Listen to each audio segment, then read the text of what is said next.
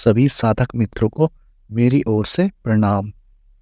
जो नए भाई चैनल पर पहली बार आए हैं, उन्हें मैं बताना चाहूँगा, मैं इस चैनल पर अपने अनुभव के आधार पर ध्यान के सूक्ष्म रहस्यों को उजागर करता हूँ। उनके बारे में अपने साधक मित्रों को बताता हूँ। आज की जानकारी भी बहुत विशेष जानकारी है। जैसे जो साधक मित्र घर में ध्यान करते हैं, घर से बाहर ध्यान करते हैं, तो क्या समय सीमा हो सकती है हमारी कि हम घर में ध्यान करें या घर से बाहर ध्यान करें? साधक को किस प्रकार के नुकसान हो सकते हैं जब वह घर से बाहर कहीं किसी स्थान पर ध्यान करता है?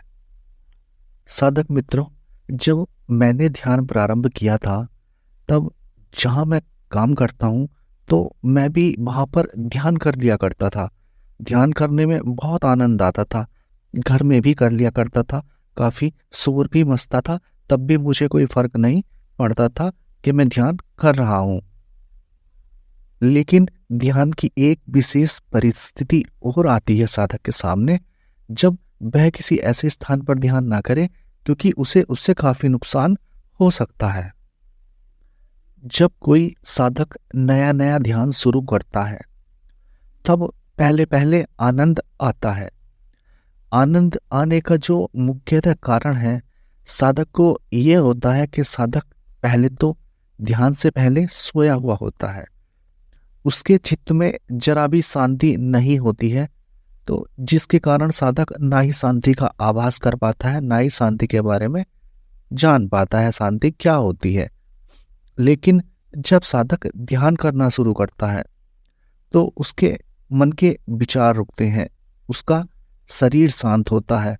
जब इस प्रक्रिया से साधक गुजरता है, तो उसके चित्त के विकार जो हैं वो रुक जाते हैं, क्योंकि ध्यान के प्रथम चरण में जब पहली बार ध्यान करते हैं, तो सब चीजें बहुत जल्दी से रुक जाती हैं। इसका एक कारण और है, क्योंकि ध्यान मन के लिए नया है और मन ध्यान को सहयोग करता है। तो इसमें क्या होता है कि साधक को शांति बहुत जल्दी उतरती है और साधक को आनंद भी आता है।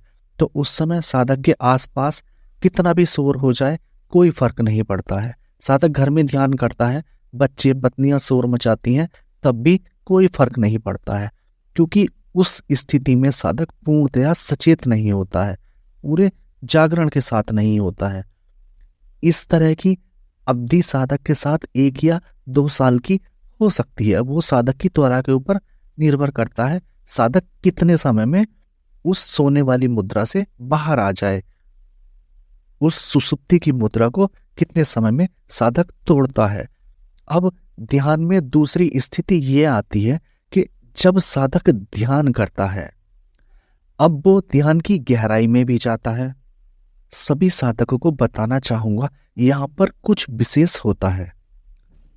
इस स्थिति में साधक ध्यान की गहराई में तो जाता है, लेकिन विशेष ये होता है कि वह पूर्ण जागरण के साथ होता है।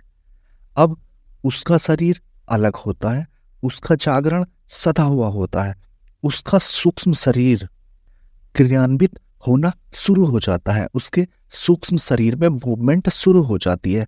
तो ध्यान की इस अवस्था में साधक का स्थूल शरीर से सूक्ष्म शरीर का संबंध विच्छेद होना शुरू हो जाता है। कहने का सार ये है कि उसका सूक्ष्म शरीर अलग रह जाता है और स्थूल शरीर अलग रह जाता है। जब साधक के साथ ऐसी स्थिति आने लगे और वो ध्यान की इतनी डीपनेस में जाने लगे, तब उस साधक को ऐसी किसी भी जगह ध्यान नहीं करना है जहां बहुत ज्यादा शोर मचता हो या अचानक से कोई साधक के पास आ जाए। अब साधक को सार्वजनिक जगह पर ध्यान नहीं करना है, क्योंकि अब साधक बहुत नाजुक स्थिति में आ गया है। अब उसका सूर्य उदय होने का समय निश्चित है और लगभग पास ही आ गया है। तो जब कोई ऐसी स्थिति में हमारे पास आ जाता है या शोर मचा देता है, तो जो हमारा सूक्ष्म शरीर है और स्थूल शरीर है, इसे एक जोड़े रखने वाला पुल है जो सामंजस्य इन दोनों शरीरों में बिठाता है। अब ध्यान की डीपनेस में हमारे ये दोनों शरीर अलग हो जाते हैं और जैसे ही कोई हमारे पास में आके बोला या किसी ने शोर मचाया तो एकदम से इतना गहरा धक्का लगता है, ऐसी चोट लगती है कि साधक बहुत बेचैन और परेशान हो सकता है और भविष्य में उसे काफी नुकसान उठाने पड़ सकते हैं, क्योंकि सूक्ष्म शरीर का और स्थूल शरीर का इस प्रकार से संबंध टूट जाना किसी और के द्वारा, तो यह हमारे स्वास्थ्य के लिए भी नुकसानदायक हो सकता है। इस समय पर साधक को ऐसी जगह पर ध्यान करना है जहां सिर्फ साधक ही हो और बाहर से किसी भी शोर या आवाज की संभावना ना हो, जहां साधक नितांत अकेला हो, क्योंकि अब फासला इतना अधिक बढ़ गया है स्थूल शरीर और सूक्ष्म शरीर में कि अब सूक्ष्म शरीर आगे की यात्रा करने के लिए तैयार है। तो कोई भी व्यक्ति ऐसे चोट ना कर पाए कि साधक के इन दोनों शरीर के बीच में फासला रह जाए और वापिस स्थूल शरीर में पुनः उसी प्रकार स्थापित ना हो पाए। जिस स्थिति को मैंने बताया है, वैसे तो यह स्थिति बहुत ही कम साधक इस स्थिति तक पहुंचते हैं, क्योंकि साधक ध्यान कर ही नहीं पाते हैं। अधिकांशतः बहुत कम समय ध्यान करते हैं, लेकिन ये स्थिति तो आती है बहुत ज्यादा अधिक ध्यान करने के बाद आती है, जब साधक ध्यान को समर्पित हो जाता है। अब इस स्थिति में आपको बचना है कि बाहर ध्यान ना किया जाए, शोर में ध्यान ना किया जाए, क्योंकि दोनों शरीरों के तालमेल को वापस पुनः स्थापित भी रखना है, ठीक भी रखना है, क्योंकि जीवन को आगे चलाने के लिए शरीर की आवश्यकता पड़ेगी। ध्यान साधना को आगे बढ़ाने के लिए शरीर की आवश्यकता पड़ेगी।